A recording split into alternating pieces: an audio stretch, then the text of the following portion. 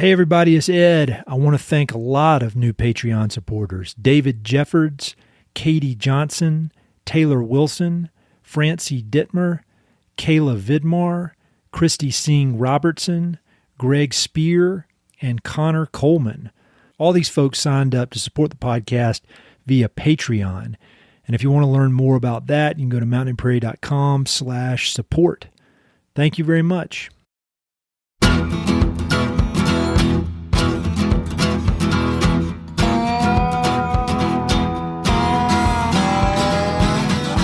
Hey, this is Ed Robertson, and this is the Mountain Prairie podcast, where I introduce you to some of the innovative individuals who are shaping the future of the American West. I meet most of these people through my work in land conservation or through my hobbies and interests that revolve around spending time up high in the mountains. My guests include ranchers, writers, entrepreneurs, conservationists, athletes, artists, adventurers, pretty much anyone who's doing important work, has an interesting story, and loves the American West. If you've listened to the podcast for a while, then you're probably familiar with each episode's general format. I have a long-form conversation with an interesting person who's doing important work in the American West. We usually spend about half of the time discussing their work and the other half discussing their personal backstory, a format that I thoroughly enjoy and seems to have struck a chord with a surprisingly large audience of listeners. The episodes are designed to be evergreen, whether you listen to them now or 10 years from now. Guests offer up timeless lessons that you can apply to your own life. But given our current moment in history and the public health, economic, social, and environmental challenges that have been accelerated by COVID, I've decided to periodically experiment with a new episode format, one that I'm calling New West Dispatches. In each New West Dispatch, I'll speak with an expert about a very specific current issue that's creating challenges for a specific sector of the American West. We'll dig deep into the nitty-gritty of the topic, going into more detail than usual, with the goal of gaining a better understanding of time-sensitive issues facing the West. We'll hear first-hand stories from people on the front lines of their sectors and discuss solutions to problems at hand. The vast majority of Mountain and Prairie episodes will continue to follow the tried-and-true interview format, but every so often, as opportunities present themselves, I'll look forward to getting a little more technical with the dispatches. My guest for the first New West Dispatch is Matt Skoglund.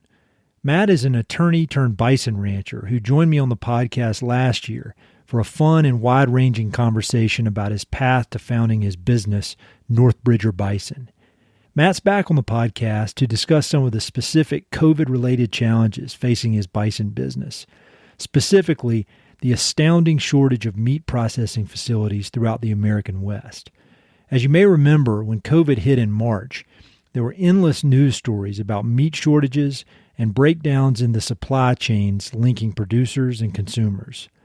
Although it's not on the front page of the newspapers anymore, large-scale challenges persist, and Matt's in the middle of it all on a daily basis. So he was kind enough to return to the podcast to share his extensive knowledge on the subject and to offer some potential solutions towards bolstering the food production system here in the West. Matt covers a lot of ground in less than an hour, so be sure to check out the episode notes for a list of all the topics we discuss and links to plenty of resources. Hope you enjoy.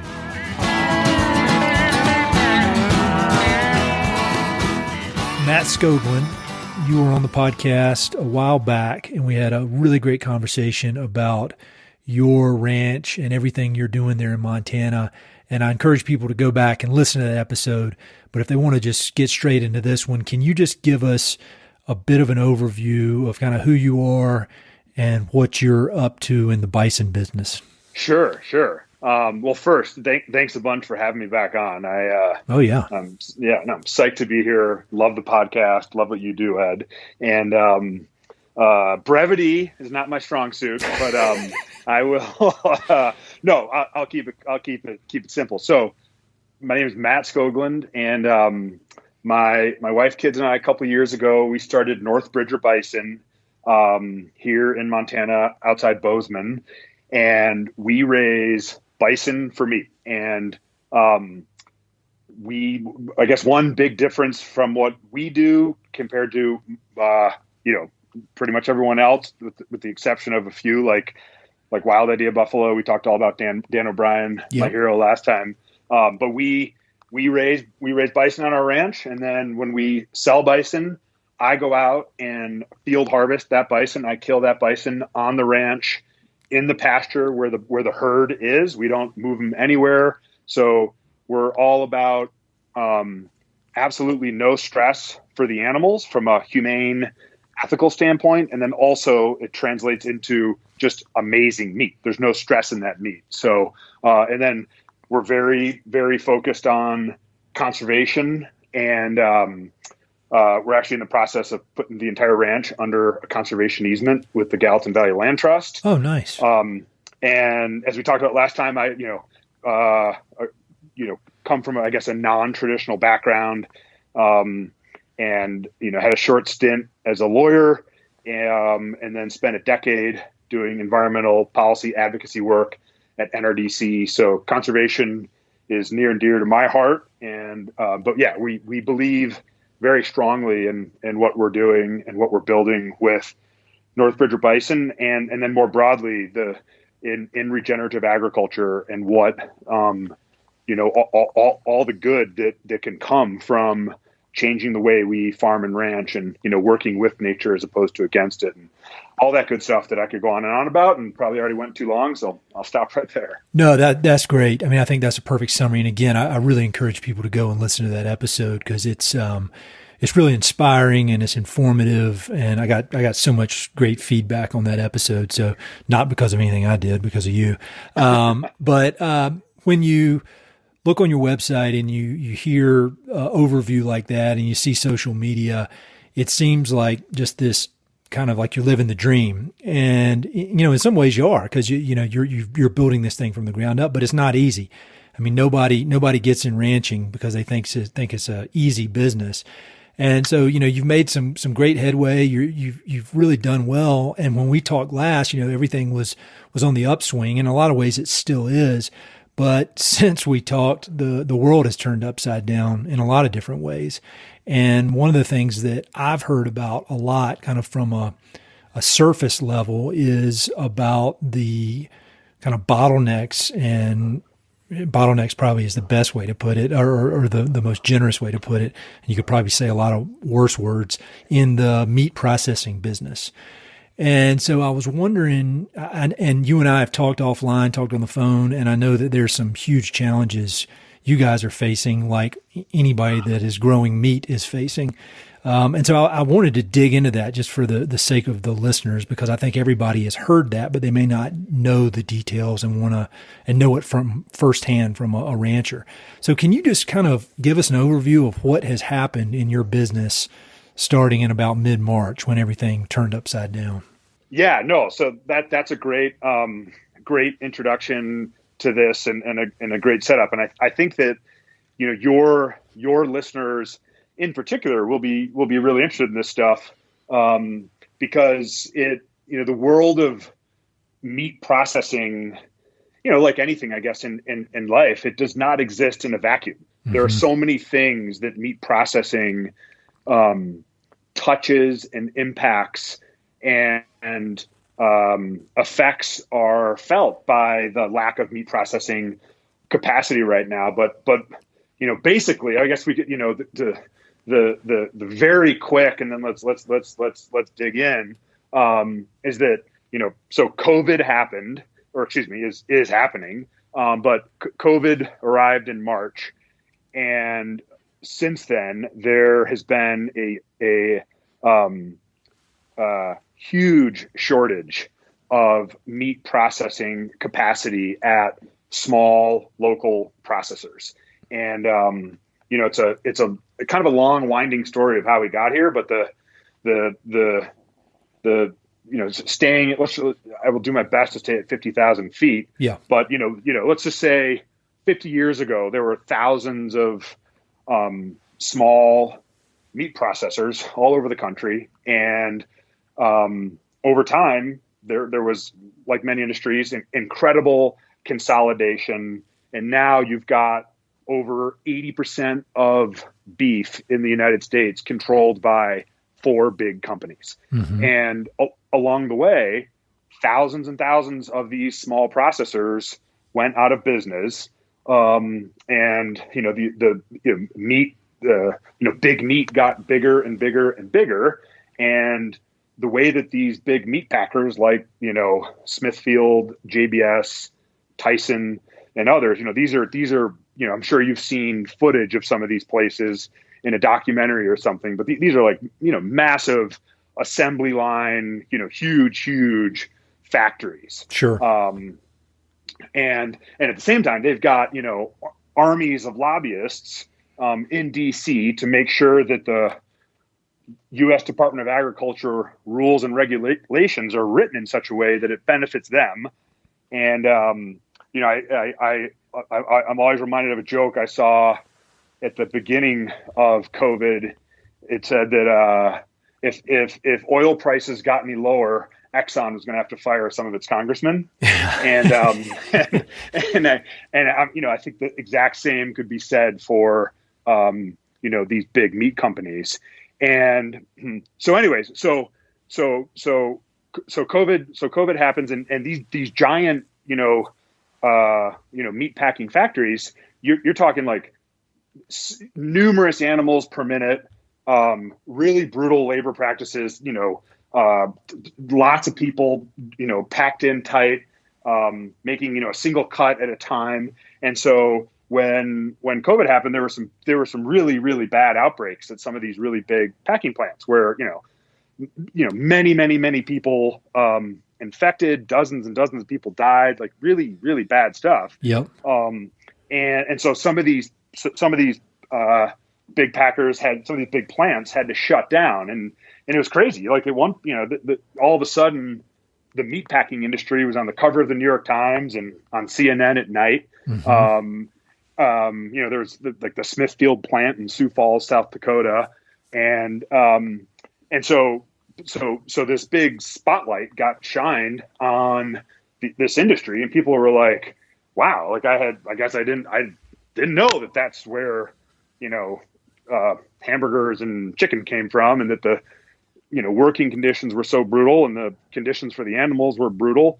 And, they ended up, as some of these plants shut down, temporarily, they had to euthanize millions of chickens and hogs. I remember that. Yep. Yeah. So I think that got a lot of people's attention. It was like this, that industrial model is set up. These animals, these chickens and pigs are set to grow a certain amount of days and then be slaughtered. And it's just, it's just like a automated factory. Sure. And anything that slows it down is a problem. And so, there was this crisis. And so they started euthanizing chickens and hogs, which is horrible. So that's on the cover of the newspaper and on the nightly news. And then people are going to the grocery store and seeing empty shelves in the meat department. Mm-hmm. And then you have panic buying. And then I kind of joked. And at the same time, people were like, oh my God, like there are still farmers and ranchers. Wow. That's amazing. I'm going to call one. So the demand for, buying direct from farmers and ranchers increased, and basically kind of that whole, little, if you threw it in a pot and stirred it all together, the end result was that there was a huge increased demand on the local meat processors that still exist around the country. Mm-hmm. And it's only gotten worse. So like right now, if you, in Montana, and I'm sure it's the same in Colorado, I'm sure it's the same in Minnesota. If you were just your average rancher who, wanted to get some of your animals slaughtered, and you started calling around local processors in Montana, all of them are booked out way into 2021. And so, what that means from a, ranching, open land, wildlife habitat, small business, rural economy, all the things that, those of us that care deeply about the West, I guess, love and cherish and are very important. Like all of those things are related to processing. Yeah. and the ability of ranchers to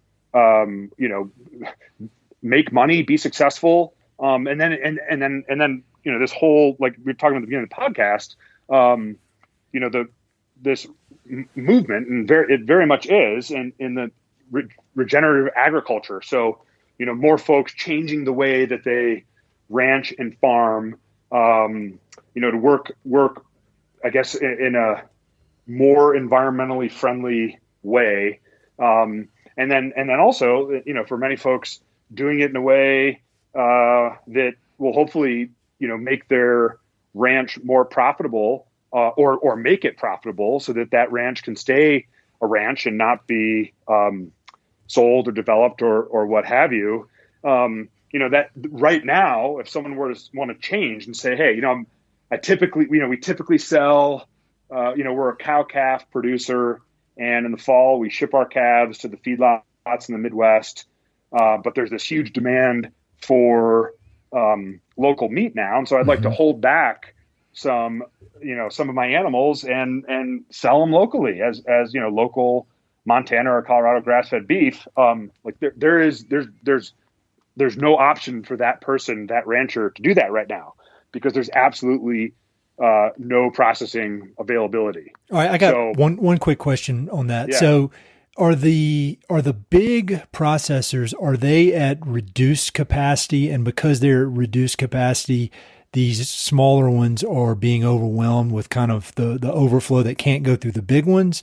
Or is there more demand from consumers, both at grocery stores or people that just want to go straight to a rancher and get it? I mean, why is it all of a sudden that the system doesn't work? It's either there's more cows going through the existing system, or more meat, I should say, going through the existing system, or the existing system has constricted a little bit and can't handle it. Is that making sense? Do you understand my question?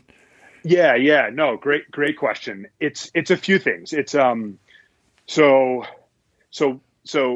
one, because there was this slowdown in the spring, there was a backlog of animals, and then two, yes, you're correct that when these big packers reopened, they had to, thank God, reopen at a I guess a reduced capacity with social distancing guidelines and everything else. And so they're not able to do whatever it is, 1,000 animals a minute, or whatever it is, it's some crazy number. So yes, they're operating at a reduced capacity, and then so that's part of it. And so I think part of it is for a traditional conventional rancher is looking at the situation and seeing that prices are going to be way down this year. I remember talking to a rancher here in Montana. It must have been April, and he was just completely terrified of what prices were going to be. And it was an interesting conversation because nicest guy in the world, we're just shooting the breeze, and all of a sudden, like, the conversation turned to meat packers, and he kept using the word criminal. Just talking about how they're criminal. And I know that there's lots of I think more much more than allegations, but there's very serious issues with them around antitrust violations, collusion, price fixing. I know the DOJ's opened some sort of investigation into it. So yes. So part of it is this backlog of animals, reduced capacity, fewer animals going there. And then second, increased demand for buying meat from local ranchers. So people, I've talked to neighbors who, had never sold local beef, and they're getting calls from people saying, hey, can I get half a grass-fed beef from you, or a quarter, or a whole animal? And then another big piece of it is with the restaurant industry largely, I don't know, not shutting down, but the restaurant landscape having changed very significantly. Yes. You have ranches and farms that if their customers were restaurants, overnight their customers disappeared. And and meat is cut differently for restaurants than it is for retail space. And so that's another piece of it, that, sending your animals somewhere else, someone with the skill set to break down the animals so that you can sell it to in a different way than you would into the restaurant industry. So, but yeah, I think that to sum up, I think it'd be a combination of backlog of animals, reduced capacity, and, fear of lower prices, combined with this, which is a great thing, this huge demand, increased demand for buying direct from farmers and ranchers. Mm-hmm. And so, the bottom line is that, like, the infrastructure is no longer there. These small local processors, so many of them have gone out of business over the years. And so one of the things that, that COVID has shown, it's been a giant wake up call to show just how fragile our food system is, and just, that our endless quest for cheap food and cheap meat, it's actually extremely, extremely fragile. Mm-hmm. And so, what a lot of folks would like to see, myself included, is a much more decentralized, local, regional food systems with many more, small processors on the landscape, around the country, where farmers and ranchers, can have access to them, and money stays in the community. Farmers and ranchers put more money in their pockets. And so, yeah. So, anyway, yeah. So but that's the main cause. Those are the main causes. Yeah. Well, that all makes sense. But, just thinking out fast forward, I mean, and I'm obviously I'm not deep in your business, but whenever you hear about something like this, like a real, a problem in a market where things are really out of whack, and you would think, all right, well, the opportunity there is, why don't entrepreneurs show up and start building more meat processing plants? But, in order for an entrepreneur to want to make an investment, there has to be some level of certainty that the market is going to be this way for the near future. So is there some concern or some thought that once COVID is under control, or whatever the new normal turns out to be, that things are going to go back to the way they were, with the big processors handling most of it, and these smaller processors just kind of handling whatever is left over after basically the monopolies get what they want? Or are there regulations that are prohibiting people from opening their own smaller processing? I mean, why is it not as simple? And I'm saying this because I don't know, and I'm not as smart as you, but, like, why wouldn't somebody just say, all right, well, this is awesome. There's a huge opportunity. There's a great market. Let's open a bunch of processing plants. Yeah. I mean, phenomenal question. And it's very basic, because I got a very basic mind, and thank you for being patient with me. No, not at all. And as you know from our conversations, you need to interrupt me, because it's like once I start going, it's like I don't know, it's like a runaway. I love it. I love it. You can't stop it. So no, I think again, it's a little of both. So one, there is that concern, right? That there's this incredibly, awesome, I don't know if you want to call it renewed or new interest in buying direct from farmers and ranchers. And, the concern of, 18 months from now, is that still going to be there? Or are we just going to go back to business as usual? I want the cheapest meat possible. And I don't care about, the labor conditions or the animal conditions or whatever. Just give me cheap meat. So that, I think there's no doubt that that's a factor. And then second, yes, there are multiple, obstacles. Oh, actually, hold on, I'll stop. I guess one very key point and is that there's nothing stopping anyone today from opening a new meat processing facility. So, if one of your listeners, an entrepreneur out there, and I would love to talk more about that, because I think I'm very passionate just about meat and meat processing and meat done right and animals raised well and killed humanely. I feel like there's just such a stigma around meat to this, particularly, in the mainstream conventional media. And I hate saying that because then you sound like, it's like, no, I know what you mean. And I agree. Yeah. No, it's that, and this whole, plant-based, Impossible Burger, Beyond Burger is going to save the world. And when it's so much more nuanced than that. And I mean, that's just not, that's just false. But I think that, where meat has been so vilified for so long, it's now finally, good meat is being appreciated for many different reasons, whether it's, the health benefits and nutrition, the ability, or, the necessity of, good grazing practices to help the land. I mean, where we live in the American West, this landscape co-evolved with millions and millions of grazing animals. Mm-hmm. The most iconically bison, but also elk and mule deer and pronghorn. And so completely removing animals from this landscape is unnatural and would be very harmful to the landscape. Which is then bad for climate change. It's interesting because it seems like a lot of the people that are really anti-meat are also, very pro-climate change and but think about without the world's grasslands, what's going to happen with the sequestration of carbon. I mean, it's like you said, it's nuanced. That's the thing, is it's nuanced. There is no soundbite Twitter answer. And I'm not saying all the plant-based people are wrong, because I've done the plant-based diet before and I felt great, but I've also done the carnivore diet for a month and ate nothing but ribeye, and I felt great with that too. And so there is no right answer. There's a very complicated answer somewhere in the middle. And I think that's what needs to be considered. And the people who listen to this podcast understand that. I don't think we have any Twitter type thinkers that listen to this.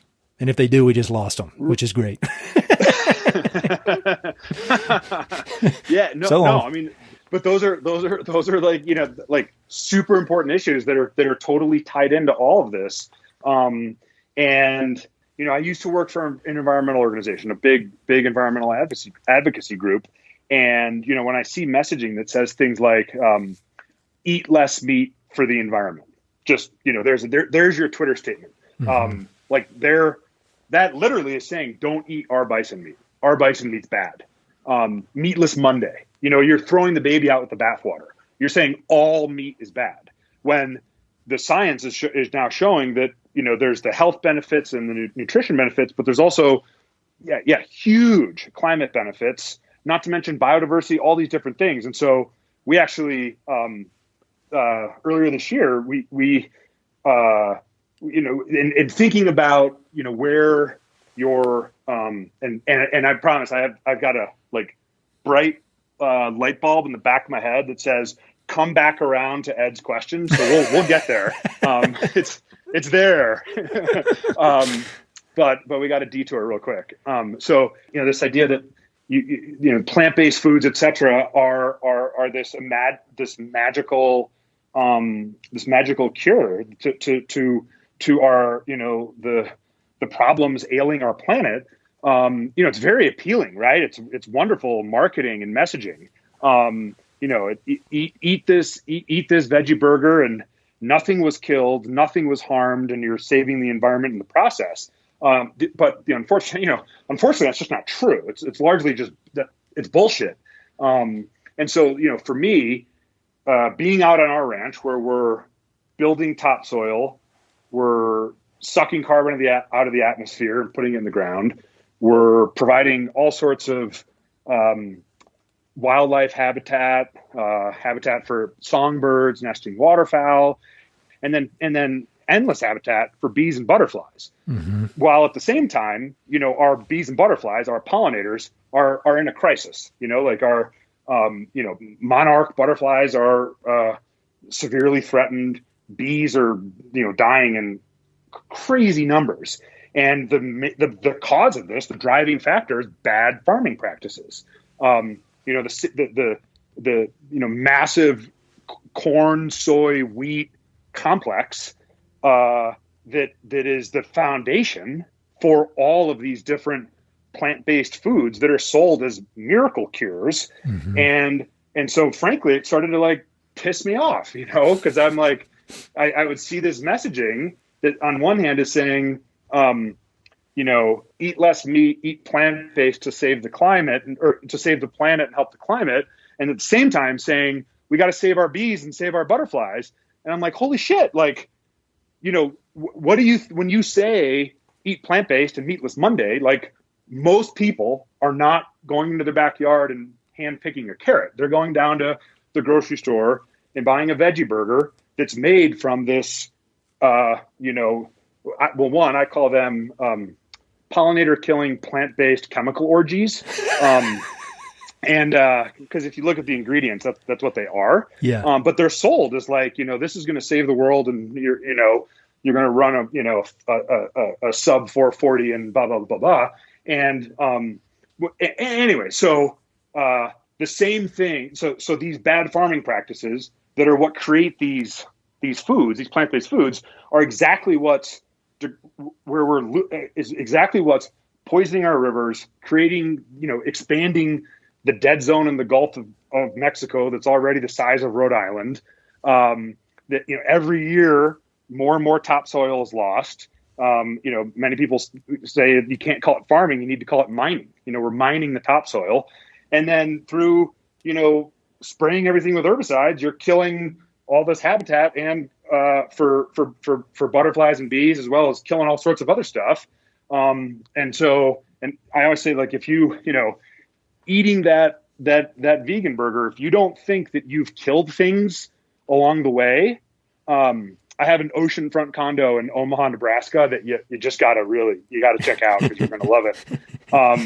And so anyways, so we made some T-shirts that said it's our bison with bees and butterflies in it, and it says "Save bees and butterflies, eat grass-fed meat," because there is this real crisis around pollinators.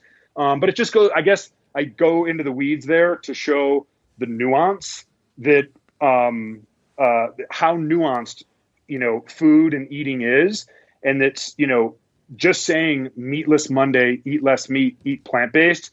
It is so much more complex than that. Okay. Light bulb. I'm going to circle back, to your question about, why are folks not, how about just opening more, meat processors? So one is the thing that one is the question you asked is, are we going to go back to normal in 18 months? And obviously no one knows. You can't predict the future. I personally don't think so. I think that, I think that, particularly, millennials and younger folks clearly care deeply about, or, more and more care a lot about food, yep. Where it comes from. They spend more of their budget on food. Climate, those sorts of things. And then I also think just a huge chunk of, we're just talking about America here, but our country was exposed to, the horrors of industrial factory farming. And surely some will, we have short memories, some will go back, but a lot of people won't. I think that particularly if you establish a relationship with a farmer or a rancher, or a brand at your grocery store, that you've looked into and called, and and you're not relying on labels and greenwashing, but really learned, and that farmer ranch has earned your trust. I think a lot of people will continue to seek out what I'd call good food and good meat. Surely some will go back, but I think a lot will continue to seek out better meat and better food. And I guess, you can relate to this, that like, as an entrepreneur, like there's risk involved, right? Like, yep. You on some level, you're, I don't know about making a bet or a gamble, but you're trying to think through of what people want. And, so I was on a call this morning, and I cracked this joke. If Sarah were here, she'd pass out, but, it's because she loves my dad jokes, but I am very bullish, pun intended, That's my zinger right there. I'm very bullish on, that post-COVID, I don't think things will go back to normal. And I think that for a few reasons. One, I think that if you experience, if you barbecue some really good meat versus cheap crap, there's a big difference. So I think just from like a pure, man, that tasted really good and I want to eat more of that and I want to feed my body that experience. And then two, seeing, again, what was revealed this spring at these packing plants. I think a lot of people will not forget about that. And then three, seeing the economic hardship that so many Americans are enduring as we're talking, so many small business owners. I think there's a lot of people that really want to support small business owners, farmers, ranchers, just, keep money in the community, and support their neighbors. So I don't think that we're going to go back to business as usual, and just, buying cheap food mindlessly. And then, on the regulatory part, that's one where, it's like, like right now I'm slowly walking on a balance beam. Mm-hmm. And if I fall off left and go into the like regulatory weeds, we might not come back. Yeah. And I think your listeners might, throw their phones in the garbage. That'd probably be good for a lot of reasons. Get rid of these damn phones. I wish I would throw them away. For sure. But no, so I'll just say that there are definitely rules and regulations that need to be changed at the federal level. And there are some bills on the floor of Congress right now that would help change things. And as far as the rules around, federal inspection, state inspection, selling meat across state lines, there's no doubt that those rules and regulations need to be improved big time. And, I go back to the, Exxon, firing its, congressional staffers. Yeah.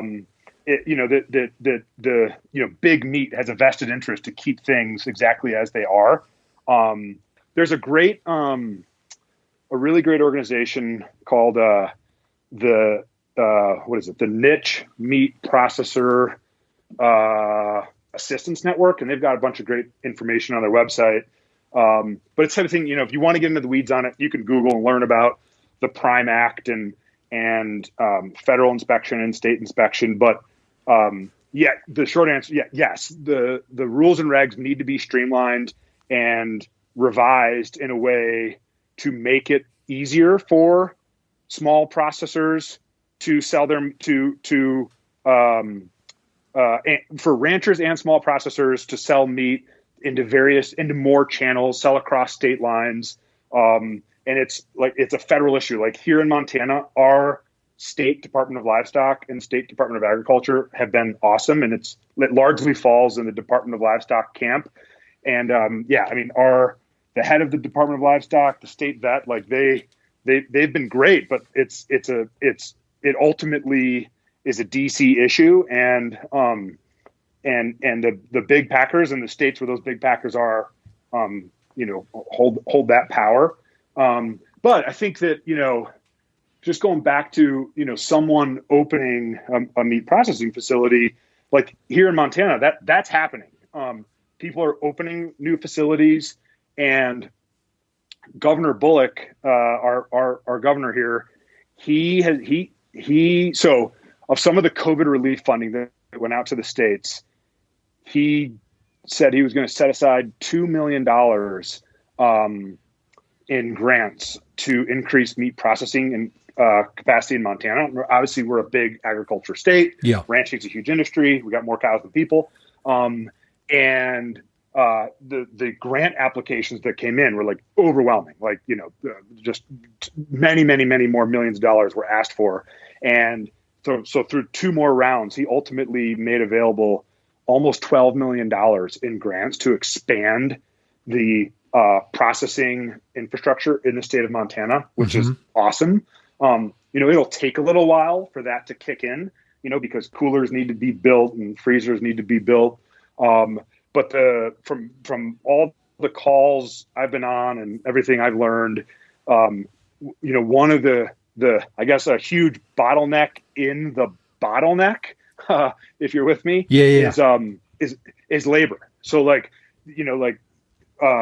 the 2 processors that we work with, I've become, good friends with them. And one of them, he just, he cannot find,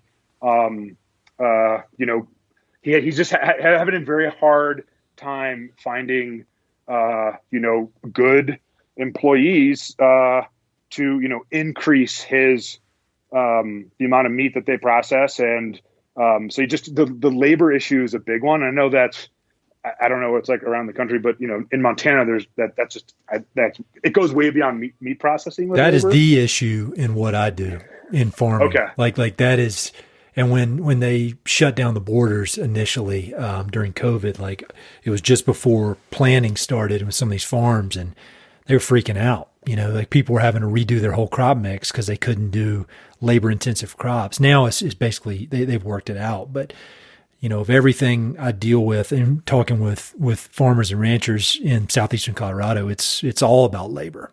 I mean, that is the issue, and it's only going to get worse with what they're saying. Yeah, no, for sure. And so I think that, like, for your listeners, for whoever, I think that kind of back to our conversation about meat being vilified and this outdated view that, meat is bad. There's all this really exciting stuff happening with meat. Really cool butcher shops, obviously great ranches, great food. But the actual art of butchery is a dying art. It's a very, very skilled craft. Butchers are artists. To see them work and break down a carcass into steaks and roasts and chop is a beautiful thing. Yeah. And that's been lost. I mean, these big packers, it's assembly line, shoulder to shoulder, low skill work. Whereas at your small processor, where everyone's doing everything, it's a very skilled job. So we need to get more skilled butchers out there. And there is this renewed interest. I know there's through that group I mentioned earlier, the Niche Meat Processor Assistance Network, they're doing a Western meat school this fall. And then here in Montana, Miles City Community College is putting together some sort of butchery curriculum or program. Montana's got an apprentice, I think, also through Miles City Community College, an apprenticeship program, which is really cool. And I just think I don't know. I would love to, I think it'd be very easy to make the case for how cool and rewarding, butchery and meat processing is. I think it has this idea of oh my God, that's horrible. Dead animals and carcasses. That sounds like you got to be a nutcase to be saying that sounds really great and rewarding. And I'm here to tell you it is. When it's done right, it's and I guess that's kind of partly, our approach with Northbridge or Bison is it's if we're lucky, we get to eat 3 meals a day. Yep. And we're going to wear clothes. We're all going to have an impact. And that vegan burger, right? That kills bees and butterflies and chops up rodents and birds, we're going to have an impact. So let's just be real honest and candid about it. We have this little catchphrase that we say, eat with our eyes wide open.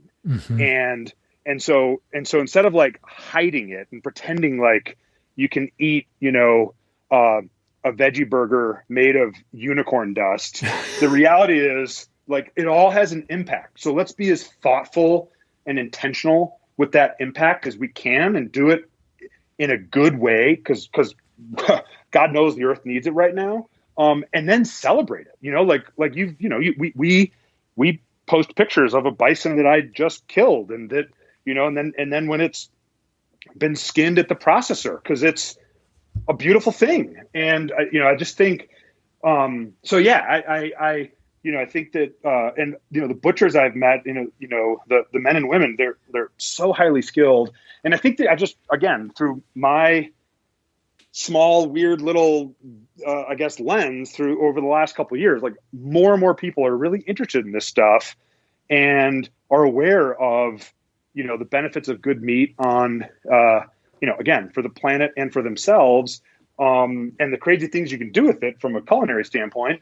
And so, I think that, like, I hope more people will open, small meat processors. No, that all makes sense. And I'm with you on, the thing about there being opportunities. Cause I mean, you look, this is my endless reading of history comes in handy for these kind of crazy times, because every single time there's some disaster, whether it's a financial disaster, a recession, depression, whatever, the people that can figure it out, or I should say, there are winners that emerge from these situations, and some of them are good people. Some of them are shady.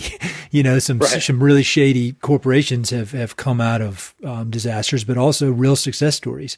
And I mean, you think about, like, in the meat processing business, that book that came out, turn of the century, The Jungle by Upton Sinclair. I mean, that was one book that literally changed every single thing about food production in the United States. And so I think if somebody's listening to this and they're like, it's just going to go back to the same. Well, maybe, but if one book can change the whole history of food production in the U.S., I think a global pandemic has the same potential to make things better. But it ain't just going to happen, because there is a shitload of money to be made by these monopolies if it stays the same. I mean, and that's been my experience in working with entrenched players, whether it's power companies or whoever, people that are entrenched and they like the status quo and they don't like any change at all. Any change is a threat to their power in the market. And so, it's definitely not just going to happen, because there are very well-funded, very powerful forces that want it to stay the same. But I think the more people can hear from people like you that are outside of that world, I think the more opportunity there is for change. But I think what you said about voting with dollars, unfortunately, maybe it's fortunately, I don't know. Maybe it is voting with your dollars is more powerful than voting at the polls. I mean, you need to do both, obviously, but money talks. And that's what I've seen it time and time and time and time again. And it's the American way, and money talks. And so, I'd encourage people to look to support their local ranchers if they can. I mean, it is sort of a privileged place to be able to pay a premium for meat because you want to do good, especially during these hard economic times. But, I mean, it makes a difference, and it's like a compounding effect. And if the longer these businesses are not supported, the harder it's going to be for them to get a foothold in the market. Kind of blabbing, but no.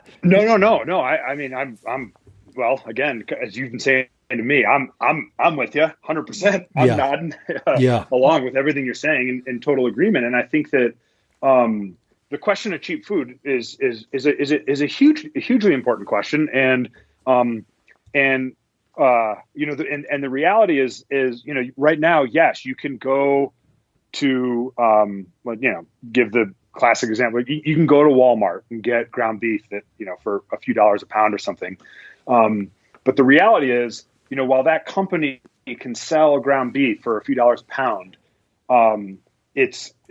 there are many costs that society is paying for and that are not included in the price of that of that ground beef. In the legal world or in the environmental world, you can talk about externalities. Yep. So the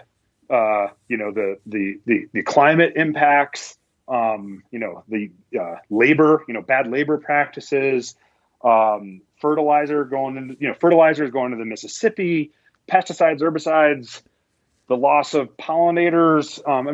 All these different things, none of those are included in that price. Those companies are not required to internalize those costs. We, the general public are the ones that bear those costs.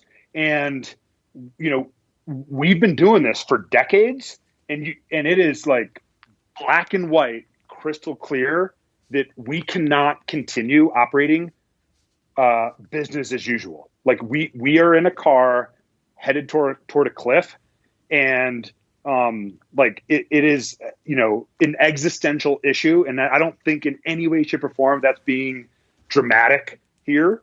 Very basically, you think about topsoil, right? So let's say you start with 6 feet of soil. And I'm talking about these big industrial farming in the Midwest. If every year, the way that you farm corn, soy, and wheat, you're losing an inch of topsoil, and you're not adding topsoil, at some point, it's all gone. Yeah. And you're going to have a real hard time growing crops out of rock. There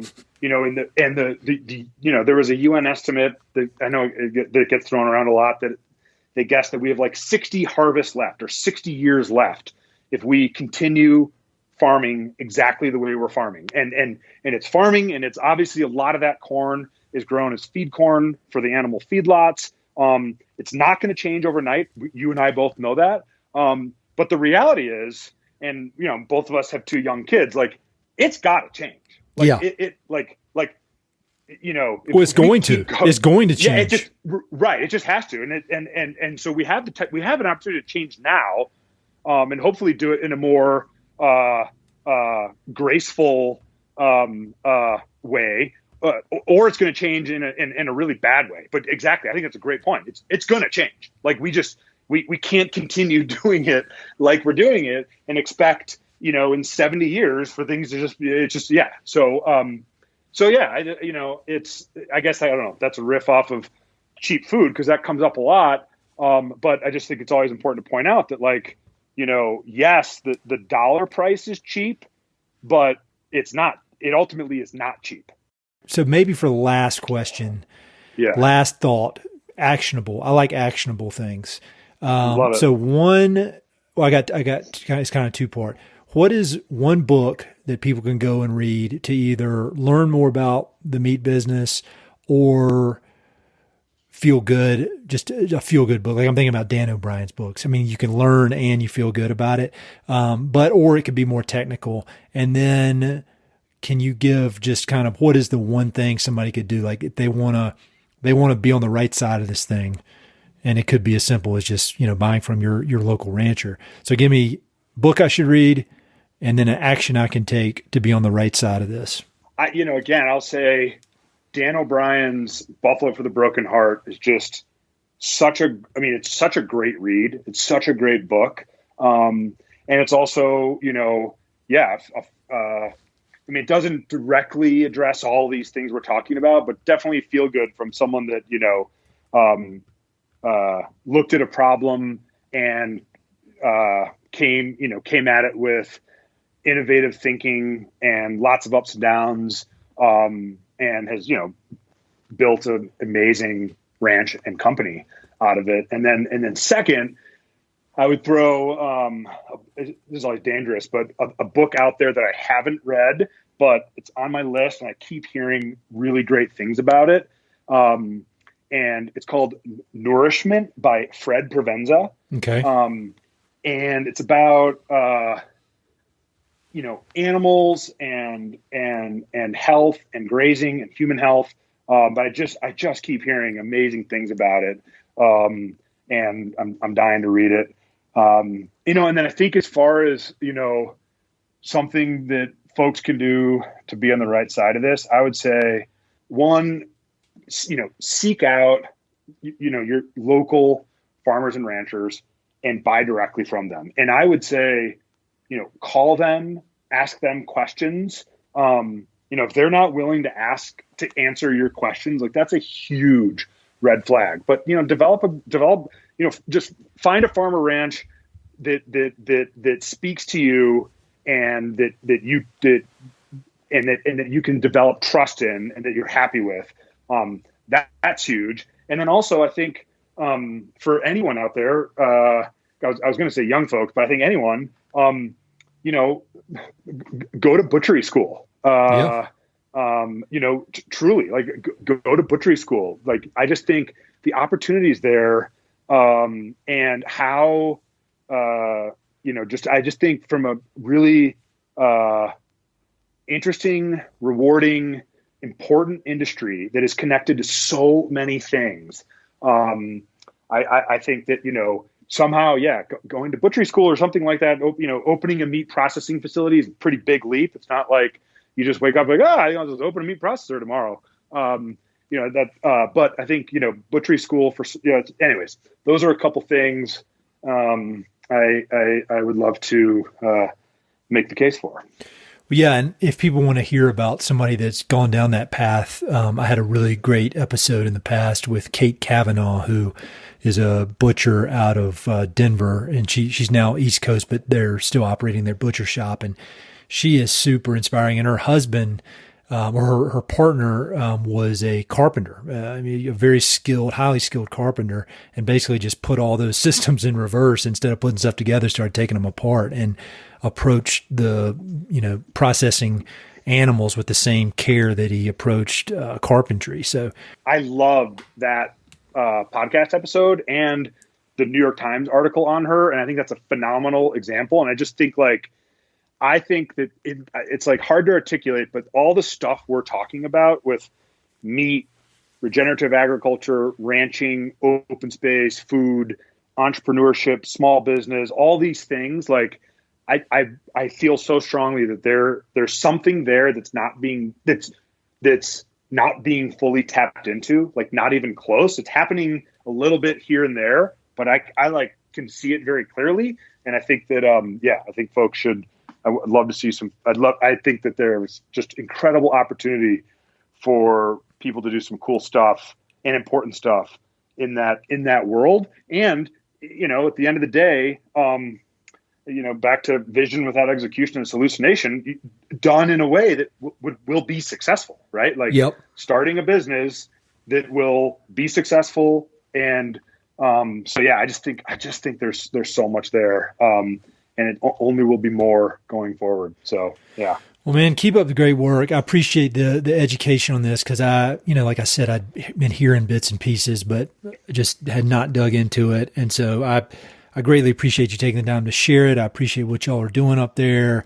It's really inspiring to see. And I love your optimism, but I also love your realism, and that you are not shy about talking about the challenges. I think you, like you said, the super highs and the super lows, and that's part of being an entrepreneur. And so it's, anyway, keep up the great work, man. And let me know if there's ever anything I can do to help out. Oh man. Well, right back at you, Ed. I, can't thank you enough for having me on again. And, absolutely.